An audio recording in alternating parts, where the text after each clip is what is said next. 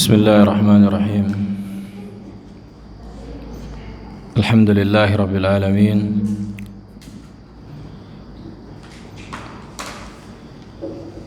Wassalatu wassalamu ala Rasulillah wa ala alihi wa sahbihi wa man tabi'ahum bi ihsan ila yaumiddin. Ba'd.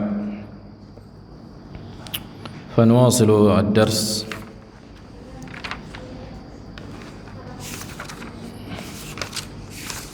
Pelajaran yang kemarin telah kita bahas tentang perkara kesyirikan, bahwa kesyirikan adalah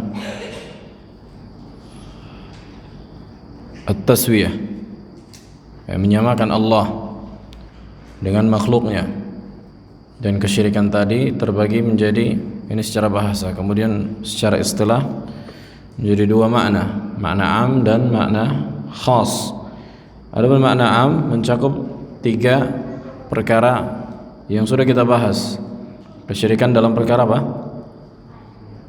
Ar-rububiyah, kemudian al-uluhiyah dan al-asma' was-sifat. Adapun makna khas, bahwa kesyirikan itu maknanya makna dalam perkara ibadah,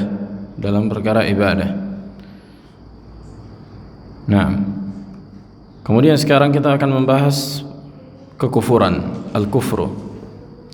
Al-matlab al-thani al-kufru.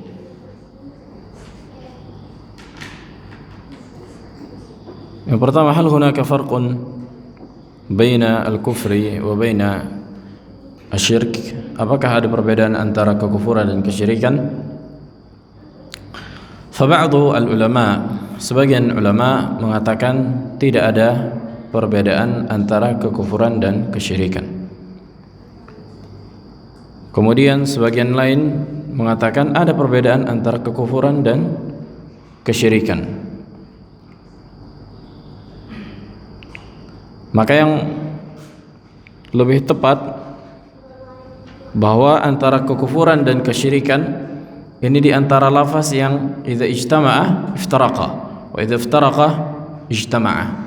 Yang apabila dia disatukan, maka setiap dari kalimat, setiap dari lafaz kufur dan syirik ini memiliki makna yang khusus. Tapi kalau dibiarkan dia bersendiri, kufur itu syirik, syirik itu kufur. Seperti fakir dan miskin. Nah begitu juga apa? Al-kufru wa syirk. Maka kekufuran a'ammu min asyirk. Kekufuran lebih umum dibandingkan kesyirikan. Kenapa? Karena contohnya al-istihza, mengolok-olok agama, seperti mengencingi mushaf waliyadzubillah, maka hukumnya apa? Kufur, kan? Apakah ada unsur kesyirikan di situ? Enggak ada. Karena syirik itu menyamakan Allah dalam perkara rububiyah, uluhiyah, wal asma' wa sifat. Sementara mengolok-olok agama seperti mengencingi mushaf dan seterusnya, maka ini diantara apa? Pembatal keislaman yang sifatnya kekufuran. Maka semua kesyirikan adalah kekufuran, dan tidak semua kekufuran bentuknya apa? Kesyirikan.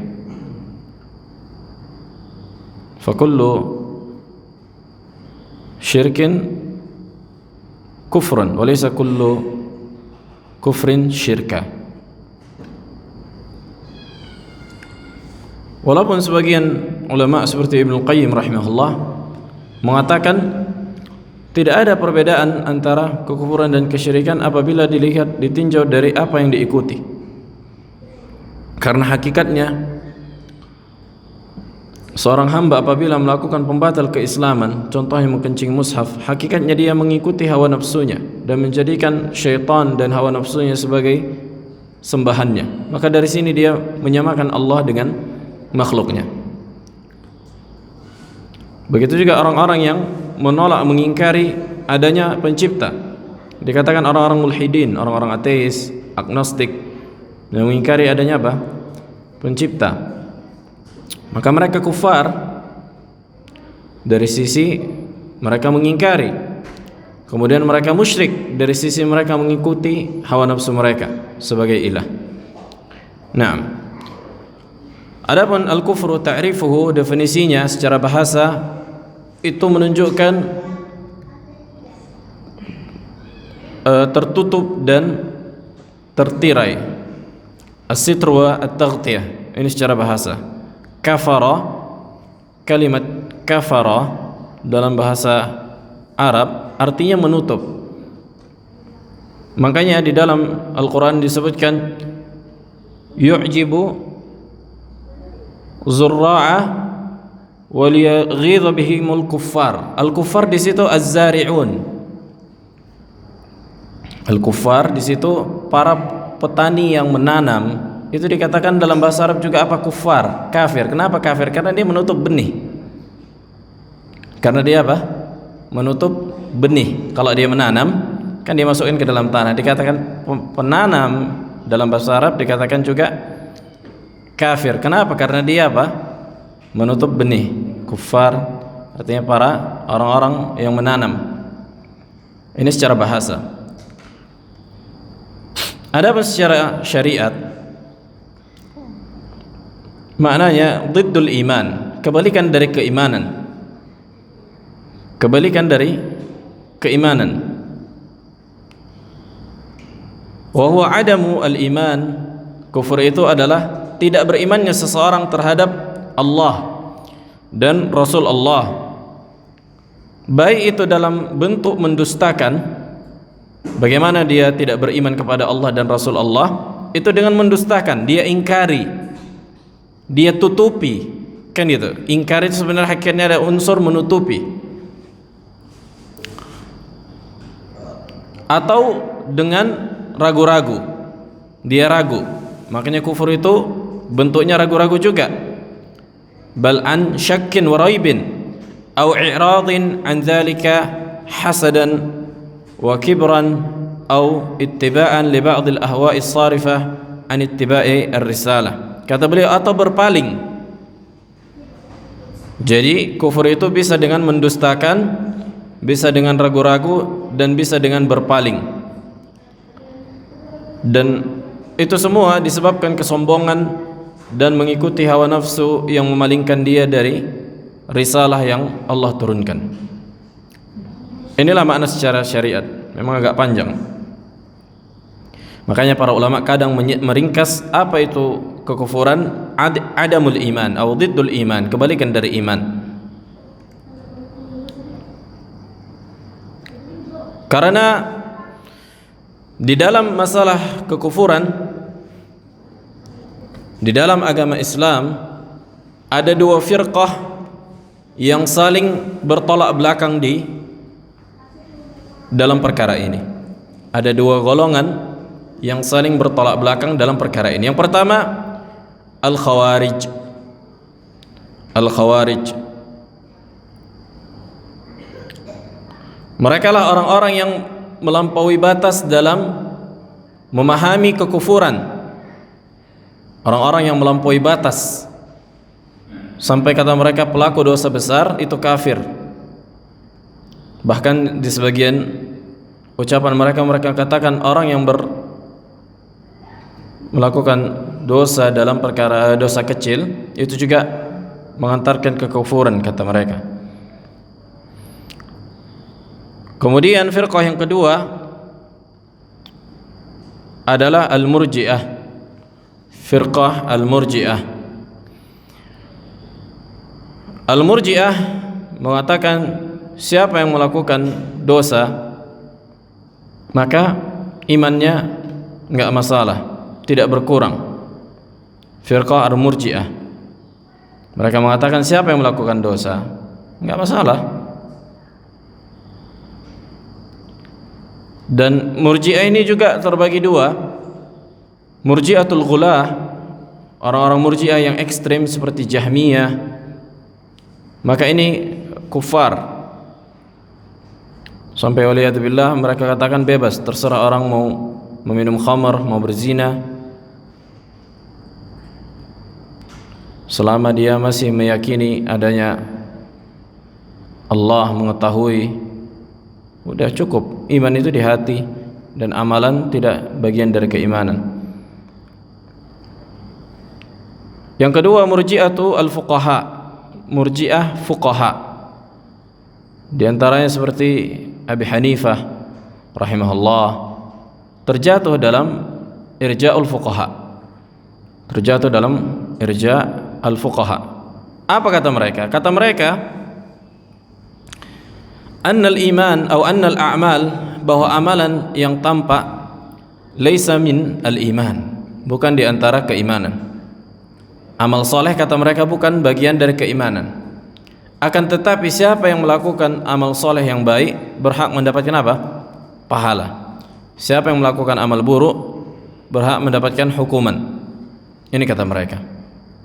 Makanya Ibnu Abil Izz rahimahullah di syarah Aqidah Tahawiyah berusaha mendekatkan irja'ul fuqaha dengan aqidah Ahlus Sunnah wal Jamaah.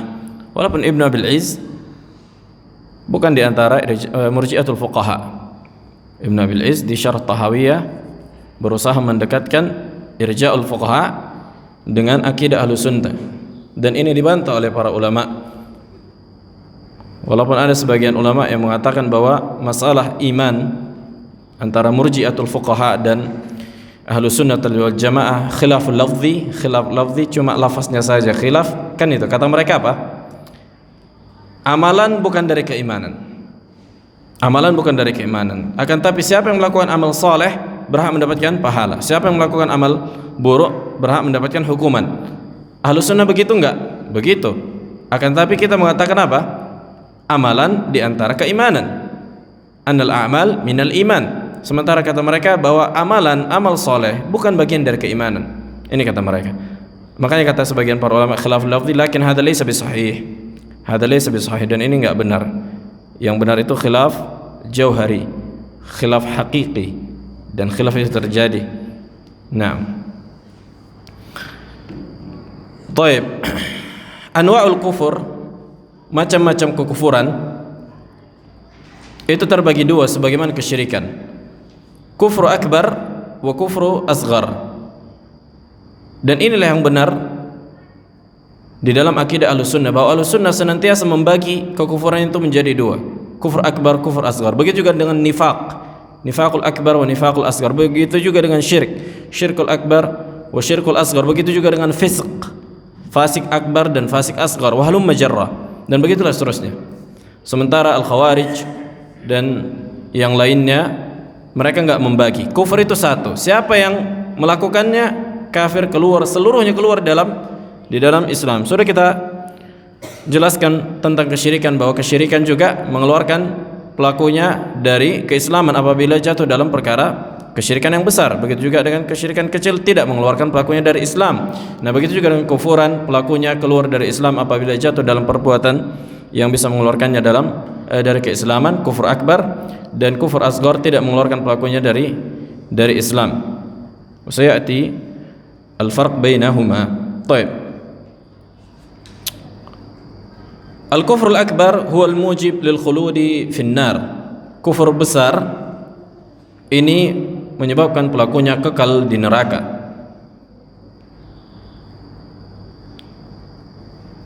Wal asghar mujibun li istihqaqil wa'id dun al-khulud. Adapun kekufuran yang kecil tidak mengekalkan pelakunya di dalam neraka, akan tapi terancam hukuman yang berat. Taib. Al-kufrul akbar, kufur besar ini ada 5 macam. Jadi kufur terbagi dua, kufur besar dan kufur kecil. Nah, kufur yang besar, al-kufrul akbar, ini terbagi menjadi 5 jenis atau 5 macam. Yang pertama, kufur takdzib. Kufur dalam bentuk mendustakan, mengingkari. At-takdzib dari kazzaba yukadzibu takdziban, menolak, mendustakan. Wa huwa i'tiqadu kadzbir rusuli alaihim salam, faman kadzabahum fima ja'u bihi zahiran aw batinan faqad kafar. Maka apa maknanya?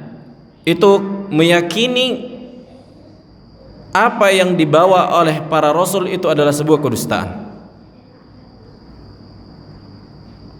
meyakini kedustaan yang dibawa oleh Rasul, atau meyakini Rasul itu berdusta. Makanya Nabi SAW digelari Al-Amin sebelum menyebarkan dakwah Ahlussunnah, menyebarkan dakwah tauhid. Memang terkenal Nabi Muhammad SAW orang yang amanah, nggak pernah dusta, nggak pernah dikenal sekalipun berbohong. Nah, ketika datang membawa risalah tauhid untuk mengajak kepada tauhid, maka didustakan oleh kaumnya karena bertentangan dengan ajaran nenek moyang. Karena bertentangan dengan ajaran nenek moyang. Maka siapa yang mendustakan para rasul secara zahir dan secara batin, maka telah jatuh pada kekufuran, waliyadzubillah. Sebagaimana Allah sebutkan dalam Al-Quran surah Al-Ankabut, wa man azlamu mimman iftara 'ala Allahi kadhiban aw kadzdzaba bil haqqi lamma ja'ah alaysa fi jahannama mathwa lil kafirin. Maka siapa yang lebih zalim dari orang yang mendustakan atas nama Allah dan mendustakan kebenaran setelah datang kepadanya, maka tidaklah neraka jahanam kecuali tempat orang-orang yang kafir. Ini yang jenis yang pertama, kufru takdzib. Yang kedua, kufru al-iba'i wal istikbar. Kufru al-iba'. Al-iba' itu enggan, congkak, sombong. Kufur yang sifatnya congkak, sombong. Jadi ini sebenarnya berkaitan gitu. Ini berkaitan. Karena dengan kesombongan tadi mendorong dia untuk mendustakan Rasul. Wa dzalika bi an yakuna 'aliman bi sidqir Rasul. Dengan itu dia mengetahui apa? Benarnya Rasul. Kalau yang pertama bisa jadi nggak mengetahui tapi didustakannya, maka dia kafir. Akan tapi yang kedua, dia mengetahui benarnya Rasul, akan tapi dia apa? Karena kesombongannya. Wa annahu jaa'a bil haqqi min indillah, dan Rasul ini datang dengan kebenaran dari Allah, lakin la yanqadu li hukmihi wa la yad'an li amrihi, akan tapi dia enggak mau tunduk pada hukum yang dibawa oleh Nabi dan tidak mau taat kepada peraturan apa yang ditetapkan oleh Rasul. Istikbaran wa inadan. Istikbaran wa inadan. I'rabnya bisa hal, bisa maf'ul li ajli. Bisa hal, bisa maf'ul li ajli. Artinya dalam bentuk keadaan dia sombong dan karena kesombongannya. Dan karena kesombongannya.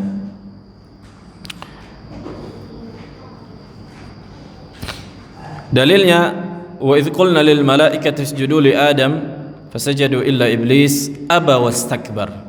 Ini dia saksi bahasannya. Wa kana minal kafirin. Nah, ketika kita katakan kepada para malaikat untuk sujud kepada Adam, maka seluruhnya pun sujud illa iblis, kecuali apa? Iblis. Dia enggan dan sombong sehingga dia menjadi orang-orang yang kafir. Ini yang kedua. Yang ketiga, kufru asyak. Kufur yang sifatnya keraguan-raguan. Wa huwa taraddud, terombang-ambing. Wa adam al-jazm bi sidqir rusul, dan enggak mau memastikan benarnya yang dibawa oleh para rasul. Wa yuqalu lahu kufru dhann, dikatakan juga kufur yang sifatnya dhann, yakni ragu. Makanya dhann itu dalam bahasa Arab ada banyak maknanya. Ada yang mendekati keyakinan, ada juga yang mendekati keraguan-raguan. Dikatakan dalam bahasa Arab dhann. Nah, wa huwa dhiddul jazm wal yaqin. Jadi dhann itu enggak yakin 100%. Walaupun dalam bahasa Arab juga kadang keyakinan disebutkan yutlaqu 'ala dhann. Nah, sebagaimana disebutkan usuliyun. Wad dalil qauluhu ta'ala, dalilnya wa dakhala jannatahu wa huwa zalimun li nafsi, ketika orang yang memiliki taman dan dia menzalimi dirinya. Qala ma adhunnu an tabida hadhihi abada. Dia, ini suratul Kahfi, dia enggak meyakini bahwa tamannya ini enggak akan pernah hancur. Wa ma adhunnu anna as-sa'ata qa'imah, dan aku enggak wa ma adhunnu, dan aku tidak meyakini, ada keraguan-raguan dan akan tapi enggak 100% ragu gitu. Nah, bahwa hari kiamat itu akan datang. wala in ridtu ila rabbi la ajidanna khairan minha munqalaba ila akhir al-ayah. Yang keempat, kufru al-i'rad, kufur yang sifatnya berpaling. Kufur yang sifatnya apa? Berpaling. Wal muradu al-i'rad al-kulli 'anid din. Ini qaid muhim. Catatan penting. Yang dimaksud dengan i'rad di sini, i'rad yang sifatnya keseluruhan dari agama ini. Berpalingnya seseorang dari agama ini secara keseluruhan, enggak ngapa-ngapain, enggak salat, enggak menuntut ilmu, enggak ini. Wa hadza laysa bimuslim, maka ini bukan seorang muslim. Adapun i'rad pada sebagian hukum karena belum mampu melakukannya, maka ini yang terjadi pada kebanyakan manusia, bahkan bisa jadi kita jatuh pada perkaranya. Dalam perkara itu kan gitu. Berpaling dari sebagian apa perintah Allah. Akan tapi di sini maksudnya berpaling yang sifatnya keseluruhan, i'radul kulli 'anid din. Sifatnya keseluruhan secara global. Maka ini juga membatalkan keislaman.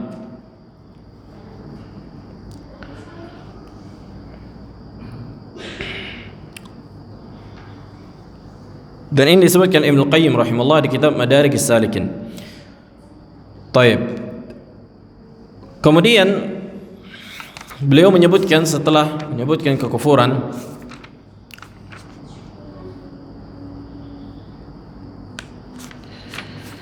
beliau menyebutkan tentang an-nifaq. Kenapa? Karena nifaq, munafik, nafaqah, kan itu di antara bentuk kekufuran. Di antara bentuk kekufuran.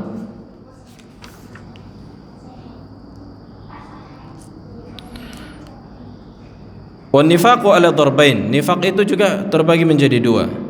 Nifaqul akbar wa nifaq al-asghar. Nifaq akbar ini yang mengeluarkan pelakunya dari apa? Dari keislaman.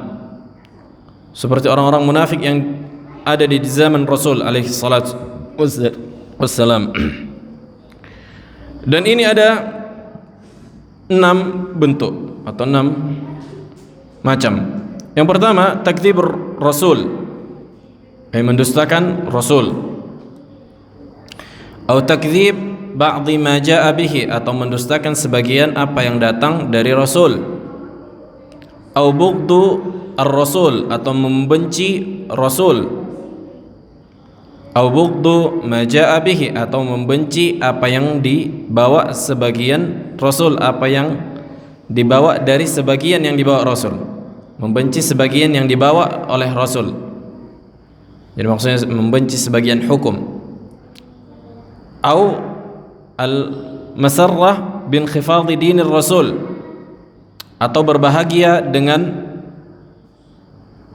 dikalahkannya agama rasul. Makanya ini diantara tanda kemunafikan. Kita bahagia umat Islam binasa. Awil karahah lintisari dinir rasul, atau membenci dimenangkannya agama rasul. Maka inilah diantara bentuk kemunafikan yang mengeluarkan pelakunya dari keislaman. Kemudian yang kedua, nifaq amali. Nifaq amali. Nifaq, kemunafikan yang sifatnya amalan, perbuatan. Dan ini hukumnya kufur asghar. Kufur asghar. La yanqul 'anil millah. Tidak mengeluarkan pelakunya dari Islam. Illa annahu jarimatun kabirah wa ithmun 'azim. Kecuali ini bentuknya apa? Dosa besar, min kaba'irudz dzunub. Sebagaimana disebutkan Nabi alaihi wasallam, arba'un man kunna fihi kana munafiqan khalisa. Ada 4 perkara apabila berada pada seseorang, di dalam diri seseorang, maka ini diantara perkara yang membuat dia menjadi munafik yang pure, yang murni. Wa man kana fihi khaslatan minhunna kanat fihi khaslatan minan nifaq. Nah, barang siapa yang ada salah satu di antara perkara yang 4 ini di dalam dirinya, maka dia memiliki sebagian dari sifat-sifat apa? Munafik. Hatta yada'aha, sampai dia tinggalkan. Yang pertama apa? Idza tumina khan, apabila diberikan amanah dia khianat. Wa idza haddatsa kadzib, apabila ngomong mengabarkan itu dia berdusta di dalam kabarnya, di dalam ucapannya. Wa idza ahada ghadar, apabila dia memberikan janji dia mengingkari atau dia enggak penuhi janjinya. Dan ini berarti bentuk apa? Dosa besar seluruhnya. Wa idza khasama fajar, apabila dia berseteru, berselisih dengan seseorang, maka dia akan berbuat zalim dalam permusuhan itu. Apabila dia bermusuhan sama orang lain, dia berbuat zalim, seperti mengatakan perbuatan yang tidak dilakukan musuh kita. Ini perkara yang tidak dibolehkan. Ini di antara bentuk al-fujur fil khasm, dan ini dilarang oleh Nabi SAW. Hatta kita dengan ahlul bid'ah, enggak boleh kita mengucapkan sesuatu yang tidak pernah diucapkan mereka.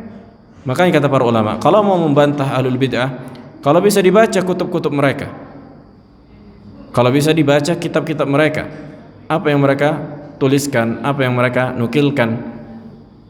Nah, sebagaimana contohnya sebagian Mu'tazilah, yakni min babil mithal, bahwa ma'ruf orang-orang Mu'tazilah mengingkari azabul qabr, azab kubur mereka ingkari, dan sebagian makanya ini dikritik para ulama. Karena setelah kita baca di dalam kitab Syarah Ushulul Khamsah, kitab orang-orang Mu'tazilah, Abdul Jabbar Al-Mu'tazili di antara tokoh Mu'tazilah, dia menetapkan azab qabr di dalam kitabnya dengan ayat An-naru yu'raduna fihi ghuduwan wa 'ashiyya wa yawma taqumu as-sa'ah adkhilu ala fir'auna asyaddal azab. Bayangkan dia menetapkan azab kubur dengan ayat ini sebagaimana Ahlus Sunnah. Maka enggak boleh kita mengatakan seluruh Mu'tazilah mengingkari azab kubur, akan tapi sebagian Mu'tazilah. Ini di antara bentuk amanah ilmiah yang berjalan di antara Ahlus Sunnah wal Jamaah. Hatta Ahlul Bid'ah pun enggak boleh kita membuat kabar yang tidak benar dari mereka, karena ini di antara bentuk al-fujur fil khasm, berbuat zalim dalam musuh kita, dan ini diharamkan di antara dosa besar. Wa qala alaihi wasallam ayatul munafiq thalathun, tanda-tanda kemunafikan itu kata Nabi ada 3. Idza haddatsa kadzib, kalau dia memberikan kabar, dia ngobrol, dia berbicara, dia berdusta. Wa idza wa'ada akhlaf, apabila dia berjanji dia enggak penuhi. Wa idza tumina khan, dan apabila dia diberikan amanah dia berkhianat. Rawahu Al-Bukhari. Nah, kemudian al-kufrul asghar, tadi kan udah kita bahas apa? Kufur akbar. Sekarang al-kufru al-asghar, kufur asghar, kufur kecil.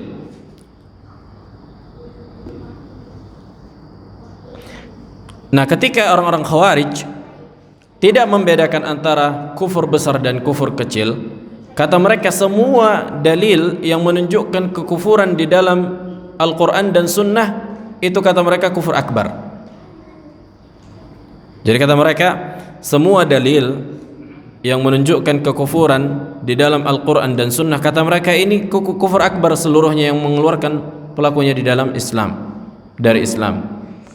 Maka ini menunjukkan kejahilan mereka terhadap nusus, terhadap dalil. Karena Nabi SAW membedakan antara kufur akbar dan kufur asghar, begitu juga para sahabat, begitu juga para ulama. Naam.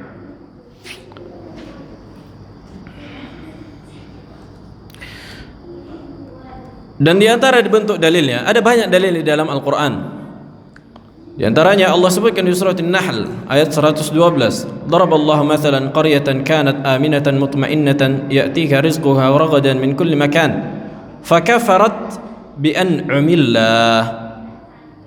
Sesungguhnya Allah memberikan permisalan sebuah kaum, sebuah orang-orang yang berada di desa atau di sebuah kampung, yang mereka mendapat rasa tenang, kebahagiaan yang mendatangkan, yang dimana mereka didatangi oleh rizki di setiap tempat, waktu dan tempat, sehingga mereka fakafarat bi an'umillah. Ini dia saksi bahasanya, fakafarat bi an'umillah, artinya mereka kufur nikmat, kufur atas nikmat Allah. Begitu juga Allah sebutkan dalam Al-Quran, wa in ta'uddu ni'matallahi la tuhsuha innal insan la zalumun kaffar. Innal insan la zalumun kaffar, ay bi ni'matillah. Bi ni'matillah. Naam. Ada banyak ayat, makanya pentingnya merujuk kepada tafsir para sahabat dan para ulama agar mengetahui ayat apakah ayat ini di antara bentuk kufur akbar atau kufur asghar. Adapun dari hadis, kata Nabi sallallahu alaihi wasallam, "Ithnatan fin nasi huma bihim kufrun." Ada dua perkara yang ada di tengah-tengah manusia dan ini dalam bentuk kekufuran. Yang pertama, Pak, at-ta'nu fin nasab, ay mencela nasab. Ini di antara bentuk kekufuran. Akan tapi tidak mengeluarkan pelakunya dari apa? Dari Islam. Ay mencela nasab seseorang. Ini enggak diperbolehkan dan ini di antara bentuk dosa besar. Wan niyahah 'alal mayyit, dan meratapi mayit yang udah mati. Namanya juga mayit, pasti udah mati. Begitu juga disebutkan dalam hadis, kata Nabi sallallahu alaihi wasallam, la tarji'u ba'di kuffaran yadribu ba'dukum riqaba ba'd. Rawahu al-Bukhari Muslim. Kata Nabi, jangan kalian kembali setelah diutusnya aku pada kekufuran. Lihat, kuffaran. Jangan kalian kembali pada kekufuran. Apa itu? Yadribu ba'dukum riqaba ba'din. Di mana salah seorang kalian memenggal leher orang lain, artinya saling berbunuh, saling berperang. Saling berperang. Begitu juga kata Nabi sallallahu alaihi wasallam, disebutkan dari riwayat Bukhari Muslim, Bukhari, "Urida alayya an-nar." Aku diperlihatkan neraka, faraitu aktsara ahliha minan nisa. Dan aku melihat kebanyakan dari penghuninya, kata Nabi apa? Dari kalangan wanita.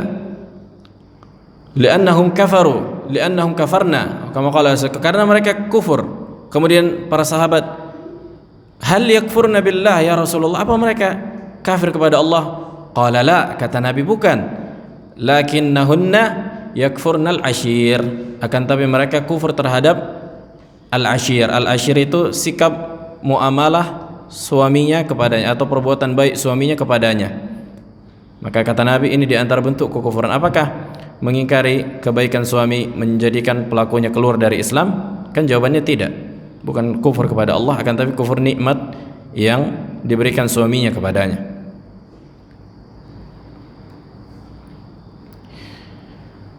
Dan di hadis yang sebelumnya, yang dimana Nabi mensifatkan sesuatu dari peperangan, Nabi mensifatkan peperangan di antara bentuk kekufuran.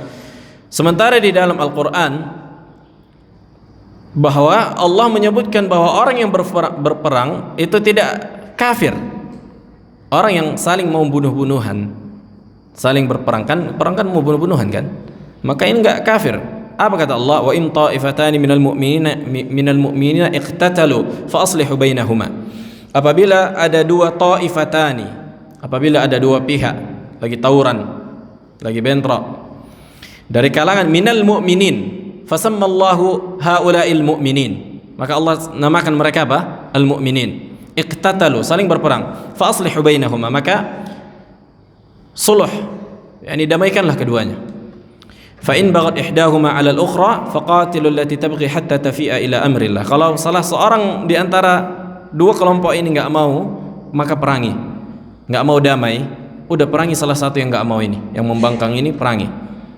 Ini dikatakan bughah, orang-orang yang membangkang untuk berdamai.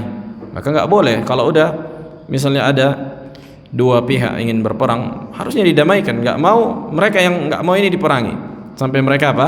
Sampai mereka tunduk. Fa in fa'at fa aslihu bainahuma bil 'adli wa aqsitu. Kalau mereka mau tunduk, maka damaikanlah keduanya dengan adil. Innallaha yuhibbul muqsitin.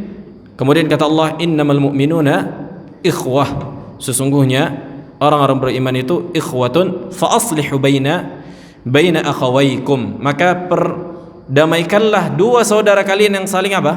Berperang. Menunjukkan bahwa membunuh atau berperang tidak mengeluarkan pelakunya dari Islam. Nah, wattaqullaha la'allakum turhamun.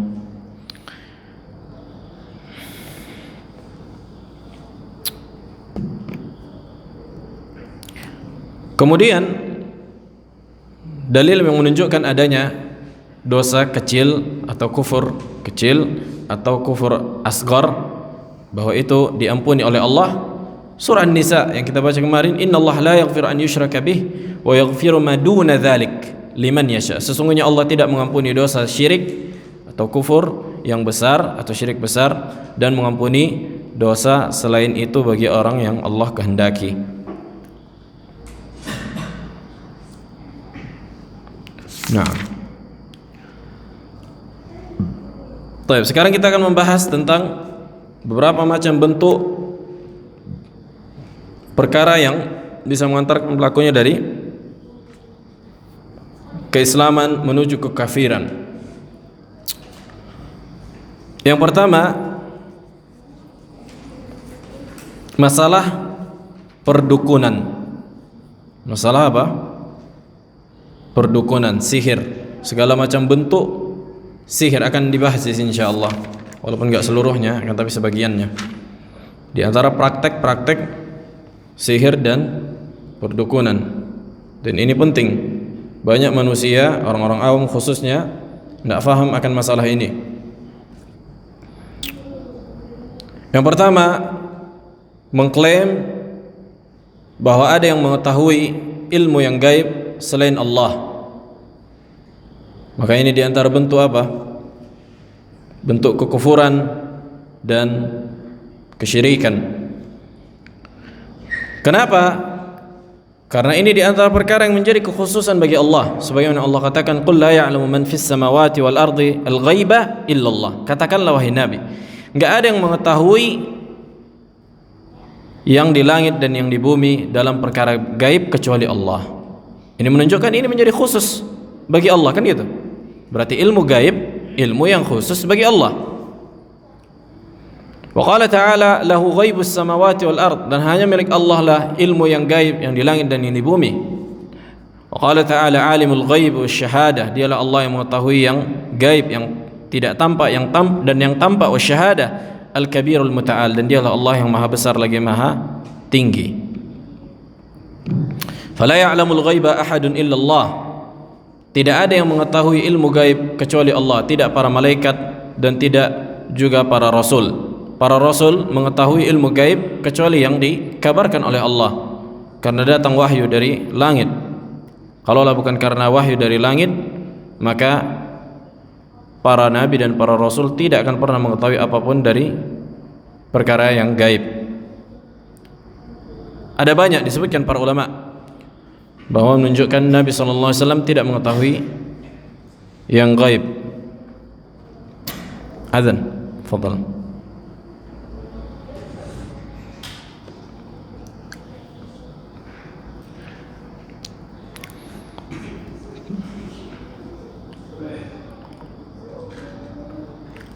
Baik. Yang pertama,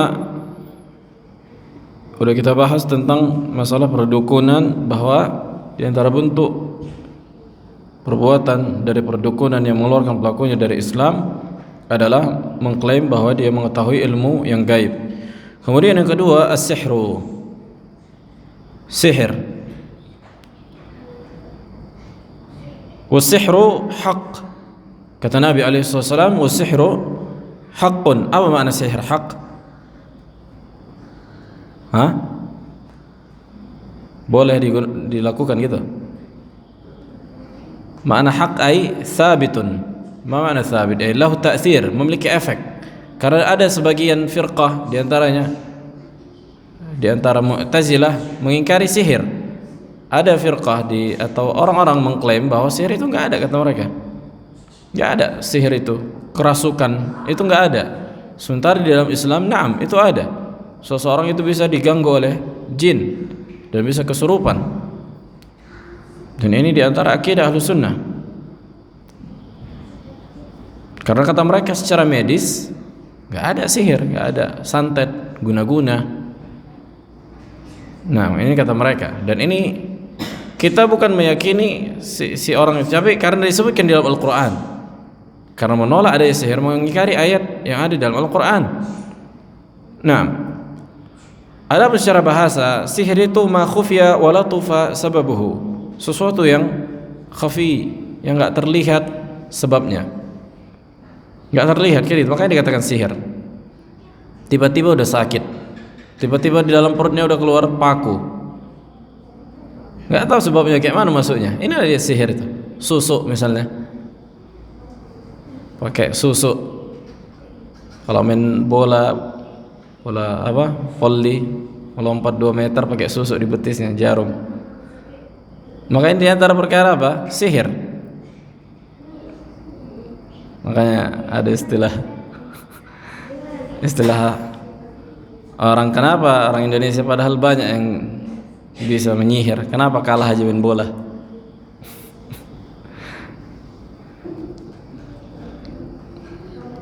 Walaupun apa? Walaupun hukumnya muharramun. Nah, ini dibahas di kitab-kitab tauhid. Maksudnya menunjukkan bahwa udah orang yang pakai sihir saja itu masih bisa kalah kan gitu. Masih bisa kalah. Menunjukkan dia rugi double. Rugi dalam pertandingan, rugi hilang agama, hilang keislaman. Nah,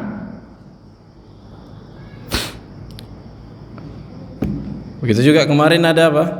Pawang hujan kan? MotoGP katanya pawang hujan rupanya kena hujan. Menunjukkan bahwa sihirnya itu apa?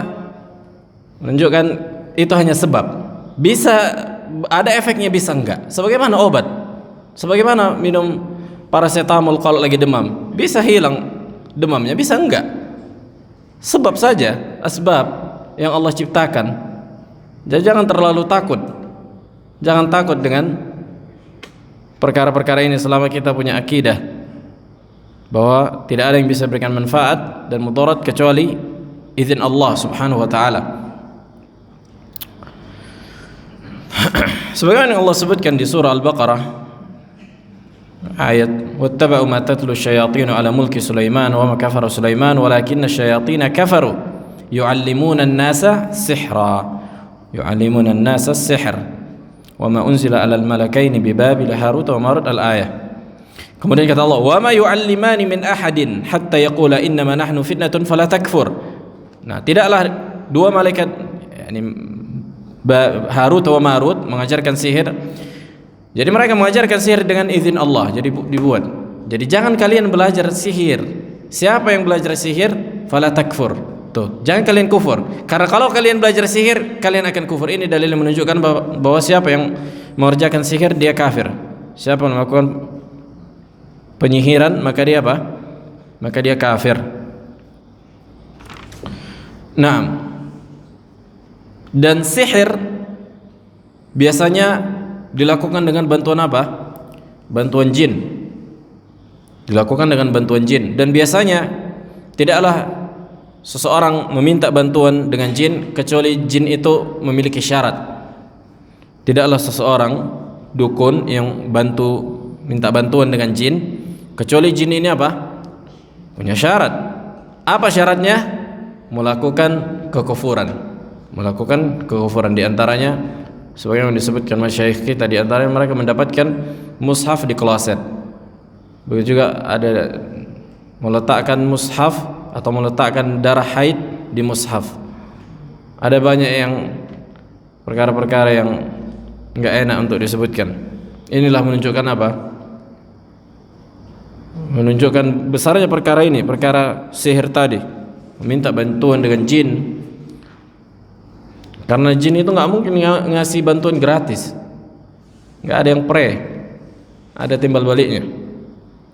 Nah,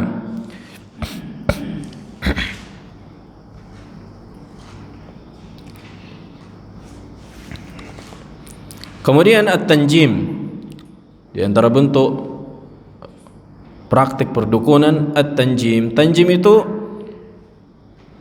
bintang-bintang, mengaitkan dengan bintang-bintang. Wal istidlalu bil ahwalil falakiyah 'ala al hawadits al ardiyah allati lam taqa', mengaitkan bintang-bintang dengan keadaan apa? Keadaan bumi, kejadian fenomena alam dikaitkan. Makanya di antara perkara yang mengandung kekufuran rasi bintang. Misalnya fulan lahir tanggal sekian, oh apa rasi bintangnya? Ini Capricorn, Gemini, entah apa-apa. Maka yang Gemini akan sikapnya nanti begini disebutkan kata mereka. Maka ini di antara bentuk apa? Kekufuran. Dan ini tersebar di masyarakat umum. Mereka enggak paham kalau ini apa? Di antara bentuk kekufuran. Meyakini perkara ini bahwa yang Gemini akan pemarah, penyabar, ini segala macam. Ini di antara bentuk kekufuran, dan banyak orang-orang awam di kalangan kaum muslimin yang enggak tahu hukum perkara ini, meyakininya adalah bentuk kekufuran billah waliyadzubillah. Sebagaimana yang disebutkan oleh Ibnu Abbas radhiyallahu taala anhu, maqala qala Rasulullah sallallahu alaihi wasallam, man iqtabasa ilman minan nujum faqad iktasaba syu'batan minas sihr zada ma zad, rawahu Abu Daud. Maka siapa yang mengambil ilmu dari bintang-bintang untuk mengaitkannya dalam kehidupan sehari-hari, maka sungguh dia telah mengambil ilmu persihiran. Zada mazad, maka sedikitnya akan lebih banyak.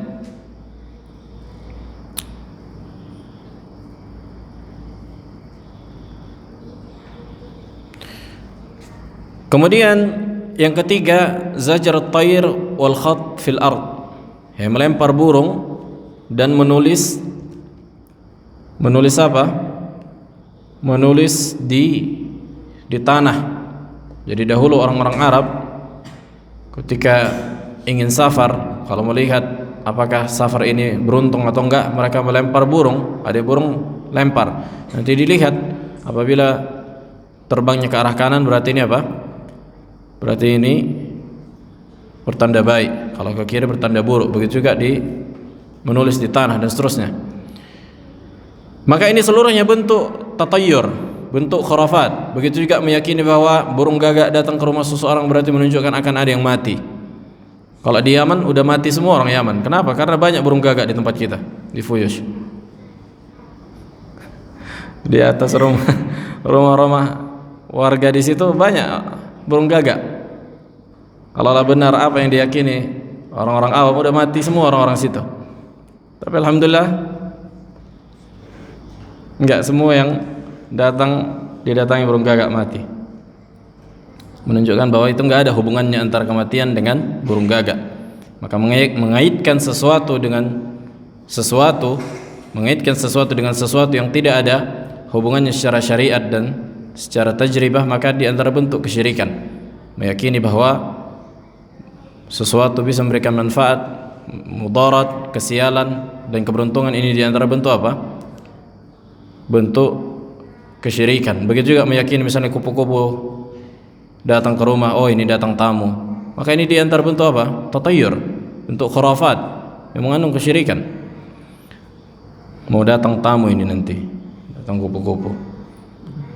Nah, kalau burung hudhud yang datang lumayan. Kalau ini kupu-kupu, enggak ada apa? Dalilnya. Maka di antara bentuk apa? Kesyirikan dan kekufuran. Kata Nabi sallallahu alaihi wasallam, al-iyafah wat-tiyarah wat-turuq min al-jibt. Al-iyafah wat-tiyarah, yaitu perkara-perkara ini, jampe-jampe, khurafat, ini di antara bentuk sihir atau bentuk kekufuran. Nah, kemudian yang keempat, al-kahanah atau al-kihanah. Al-kihanah itu dia mengklaim mengetahui ilmu gaib. Mengklaim mengetahui ilmu gaib.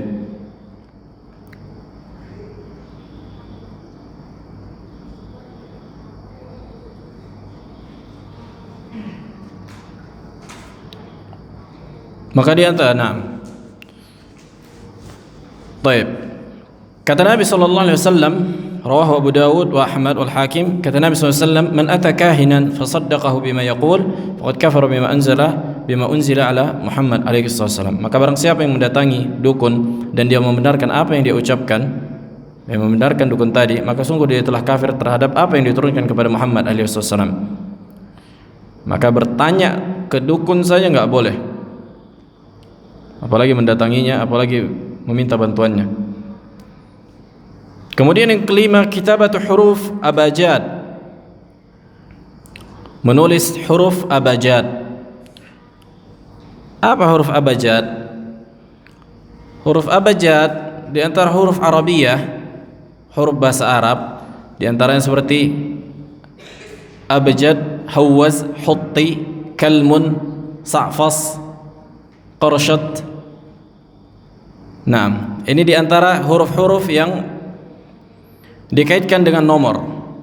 Jadi dulu orang-orang Arab zaman dulu, misalnya abjad, al-alif raqam 1, ini 1, dikaitkan dengan angka. Nah, wal ba 2, jim 3, dal 4, wa hakadha. Jadi ini hukumnya ada 2. Apabila digunakan untuk menandai sesuatu, misalnya tanggal sekian dikatakan hutti atau apa, dikaitkan dengan nama-nama ini, mengaitkan peristiwa, mengingat yang tidak ada di situ kekufuran dan kesyirikan, maka ini enggak masalah, sama seperti apa? Huruf hijaiyah, huruf yang lain. Nah, tapi apabila digunakan untuk praktek perdukunan dan sihir, nanti dibuat ada rumus-rumusnya itu. Dan ini ditulis sebagian orang-orang zaman dulu. Buku sihir itu ada, praktek sihir itu ada tutorialnya, ada kitabnya, buku panduannya. Nanti dibuat rumus-rumusnya itu, dikaitkan dengan perkara-perkara, nanti keluar hukumnya begini. Maka ini di antara bentuk kekufuran yang mengeluarkan pelakunya dari Islam. Nah, yang dimana dari sini nanti keluarlah hukum apakah sesuatu itu nanti bisa apa? Bisa memberikan manfaat dan mudarat, atau beruntung atau tidak. Sebagaimana yang katakan Ibnu Abbas tentang ini, ma ara min dzalika ma ara man fa'ala dzalika lahu ma ara man fa'ala dzalika lahu indallahi min khalaq. Artinya aku melihat bahwa siapa yang melakukan itu udah enggak ada lagi ampunannya. Siapa yang mati di atas itu udah kekal di dalam neraka, waliyadzubillah. Karena ini di antara bentuk apa? Kekufuran. Kemudian yang keenam, al-qira'atu fil kaffi wal finjan. Orang-orang yang pandai baca apa? Baca telapak tangan dan finjan. Finjan itu gelas. Jadi gelas itu nanti dibuatlah kopi di situ. Dibuat kopi baru dicurahkan. Nanti di dalamnya itu, dalam gelas itu ada coraknya. Dari situ nanti dia apa? Dia baca. Adapun baca tangan jelas kan? Sering datang pertama ke dukun, yang pertama kali apa dilakukan? Tengok tangan. Oh, ini begini. Oh, nanti lihat ruasnya begini. Maka ini di antara bentuk apa? Bentuk praktek dukun dan sihir yang mengantarkan kepada kekufuran, waliyadzubillah. Contohnya nanti ada hilang barang ke dukun, nanti ditengok lewat kuku. Ada video call di situ, di kuku tuh. Maka ini di antara bentuk apa? Bentuk sihir.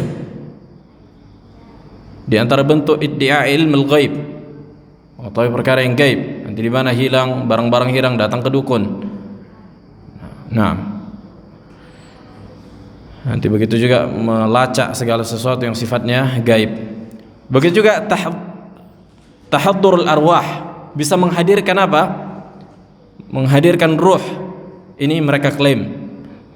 Wa yaz'um arbabuhu annahum yastahdiruna arwahal mauta. Dan orang-orang yang mengklaim bahwa dia bisa apa? Menghadirkan roh orang yang mati. Jadi kalau ada yang mengklaim siapa yang bisa mendatangkan roh orang yang mati, maka dia apa? Telah jatuh pada kekufuran dan dia telah jatuh pada praktek perdukunan. Kemudian nanti ditanyalah. Makanya kan sering itu ruqyah atau segala macam. Ini perkara yang batil. Enggak boleh ditanyai orang yang kesurupan. Nah, sementara yang di dalamnya udah tahu dia iblis, syaitan, dusta semua ucapannya. Kenapa dia tanya-tanya lagi, apalagi dipertontonkan, dijadikan acara film atau acara ini. Maka ini perkara yang batil, bid'ah munkarah. Nah, kemudian yang ke-8 at-tatayyur. At-tatayyur sudah kita bahas tadi sebelumnya. Huwa at-tasyaum bis-sawanih wal bawarih min at-tayr wadh-dhaba wa ghairaha. Yani tatayyur itu segala sesuatu yang dianggap sial dari visual dan audio, dari suara dan sesuatu yang bisa dilihat. Itulah dia tatayyur. Mengaitkan sesuatu dari suara atau dari yang dilihat dengan apa? Dengan kesialan atau keberuntungan. Oh, nanti pas keluar lihat apa? Lihat anjing hitam. Oh, jangan. Jangan apa? Jangan kita berangkat. Kenapa? Ini sial ini katanya. Nah, di dalam hati seseorang mungkin ada bisikan kayak gitu, mungkin karena seringnya mendengar kabar-kabar itu. Kalau dia nggak peduli dan dia mengucapkan hasbiyallahu ni'mal wakil, nah, la bismillahilladzi la yadurru ma'asmihi syai'un fil ardi wala fis sama', dan dia terus, maka ini dia selamat dari itu. Tapi kalau dia batalkan, ini yang membuatnya jatuh pada kekufuran, waliyadzubillah. Makanya jangan dibatalkan. Tawakkal 'ala Allah. Bismillahilladzi la yadurru ma'asmihi syai'un fil ardi wala fis sama'. Nah, makanya disebutkan kata para ulama, tidak akan pernah maju umat Islam apabila masih terikat terbelenggu dengan jeratan dukun, sihir dan kesyirikan dan khurafat. Nggak akan pernah maju. Makanya subhanallah, walaupun nggak benar juga sih, orang-orang Eropa, banyak mereka nggak percaya dengan khurafat gitu. Banyak yang berpikir, walaupun banyak juga yang rusak akidahnya. Cuma menunjukkan apabila sebuah negeri terbelenggu dengan praktek perdukunan, kesyirikan, khurafat, takhayul, insya Allah akan bodoh-bodoh semua, nggak akan pernah maju. Nah, disebutkan dalam hadis an Imran bin Husain, dari Imran bin Husain marfu'an, kata Nabi SAW, "Laisa minna man tatayyar aw tutayyara lah." Bukan di antara bagian dari kita. Sebagian para ulama menafsirkan makna laisa minna, di antara dosa besar. Kenapa? Karena ini ada ancaman. Karena di antara definisi dosa besar ada ancaman Nabi SAW bahwa bukan di antara kita, bukan laisa min syariatina, bukan di antara bagian syariat kita, dan bukan di antara kita siapa yang percaya terhadap tatayyur atau minta dibuat tatayyur. Misalnya coba lemparkan burung itu, nah, atau datang ke dukun dan seterusnya. Au takahhana au tukuhina lahu, siapa yang melakukan praktik perdukunan atau minta dibuat supaya bagi dia dukun. Au suhira au sahara au suhiralah, au man atakahina fasaddaqahu bima yaqul faqad kafara bima unzila ala Muhammad sallallahu alaihi wasallam. Dan ini di antara beberapa perkara yang berkaitan dengan sihir dan dukun. Ada banyak, di antaranya al-atf seperti pelet, itu menarik. As-sarful atf, memalingkan dan menarik, untuk memelet orang atau untuk membuat orang nggak suka sama orang lain. Itu di antara perkara apa? Perkara yang mengandung kesyirikan dan sihir. Nanti kalau jualan nggak laris, datanglah ke dukun, jimat, tamaim, semuanya udah kita bahas. Baik, fi soal. Pembahasan selanjutnya akan berkaitan tentang tauhid al-asma' wa sifat. Fadhal. Jadi yang kita pelajari dari itu, ternyata baik itu nifaq, munafik, kemudian musyrik atau syirik, kemudian kafir ini, menimpa juga sebagian orang-orang muslim gitu. Karena yang kita ini kalau disebutkan kafir, maka asosiasi kita adalah orang-orang yang di luar Islam. Bagaimana? Nah, makanya walaupun terjadi pada sebagian kaum muslimin, sallallahu alaihi wasallam, maka bukan berarti dia dia keluar dari Islam. Kan nifaq asghar, tidak mengeluarkan pelakunya dari Islam. Makanya kata para ulama, maka siapa yang 4 perkara ini yang tadi berkumpul pada diri dan dia terus menerus dalam perkara itu, inilah yang akan bisa mengeluarkannya dari keislaman. Nanti akan ada aja perbuatan-perbuatan yang bisa mengeluarkan dia dari keislaman. Adapun sebagiannya, maka dosa pada umumnya nggak sampai mengeluarkan pelakunya dari keislaman. Nah.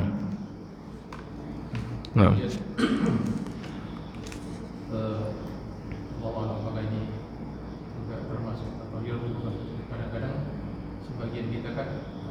firasat ini. Hmm. Sesuatu yang mungkin tidak mengenakan akan terjadi di depan itu apakah termasuk tatayur atau bagaimana? Karena kadang ada pada beberapa orang begitu firasat. طيب مسألة الفراسة kata disebutkan para ulama الفراسة هو نور يقذف الله في قلب المؤمن, sebuah cahaya yang Allah petikkan di hati seorang mukmin. Ini disebutkan Syekhul Islam Ibnu Taimiyah di kitab Al-Furqan dan kitab Fatwa Al-Hamawiyah, dan ini hak masalah firasat. Akan tapi makanya apa patokannya, apa dhabit? Ini pentingnya memahami fikih tatayur itu. Patokannya kapan menjadi tatayur? Apabila dikaitkan dengan sesuatu yang terlihat atau terdengar. Apabila dikaitkan sesuatu yang dilihat dan didengar, maka dikaitkan dengan keberuntungan atau kesialan, maka inilah yang menjatuhkan pada perkara tatayur. Jadi kalau ada mendengar sesuatu, misalnya oh suara anjing melolong misalnya, oh nggak jadi keluar, kenapa? Ini sial, ini ada anjing. Atau mendengar burung gagak, atau mendengar apapun. Adapun hanya firasat misalnya di dalam kok nggak enak perasaan terus jadi, maka hadza laisa min at-tatayyur. Perasaan nggak enak, nggak ada sebab, datang aja begitu kan gitu misalnya. Hadza laisa min at-tatayyur. Tatayyur itu dia. Mengkaitkan sesuatu dengan perkara yang dilihat dan didengar. Dilihat dan didengar. Ada itu. Makanya seolah-olah mengatakan bahwa sesuatu selain Allah ini, contohnya burung gagak yang tadi, ini bisa memberikan manfaat dan mudarat. Kan gitu. Ada misalnya perasaan hati nggak enak kemudian kita batalkan, kenapa? Aduh nggak ini aja, pokoknya nggak mood aja kan gitu. Ada labas. Bisa min tatayyurin insyaallah. Nah. Ada lagi? Fadhal. Sebagaimana diterangkan yang mempercayai bintang-bintang, keyakinan yang lain, setiap sebagian masyarakat khususnya di Kabupaten Selat ini mempercayai apabila marga ini sifatnya begini, apakah ini bentuk pemahaman terhadap marga ini bisa tabiatnya seperti ini dalam marga ini. Baik, kalau marga bisa jadi bahkan ini at-ta'an fil ansab. Kan kalau marga fulan, oh ini yang politan ini, kan gitu. Mungkin karena melihat dari muamalah mereka dan mereka banyak temui yang marga begitu, tapi ini enggak bisa digeneralisir. Kan itu. Masuk ke dalam ta'an fil ansab. Masuk pada celaan pada nasab. Apakah ada hubungannya dengan tatayyur? Beda kan? Tatayyur itu mengaitkan sesuatu dengan sesuatu yang lain dalam perkara yang mengandung kesialan atau keberuntungan. Tapi kalau mereka dapati misalnya banyak dari marga ini begini, kemudian mereka celah, maka ini hanya oknum gitu.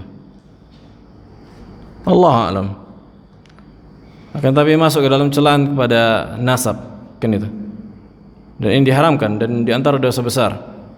Maksudnya jangan menjadikan beberapa pihak untuk menggeneralisir pihak yang lain. Gak ada hubungannya masalah nasab dengan kedermawanan, dengan ini, gak ada hubungan sama sekali.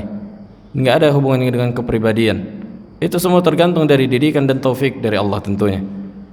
Kan itu. Contohnya memang sering kan gitu di antara kita, oh kita orang begini, memang watak kita begini. Ini perkara yang batil. Kan ada rujukan kita syariat. Rujukan kita syariat. Makanya harusnya yang menjadi rujukan ya Al-Qur'an dan Sunnah. Nabi mengajarkan untuk misalnya untuk ini berakhlak mulia ila akhirih. Allahu a'lam. Ilahuna alhamdulillah.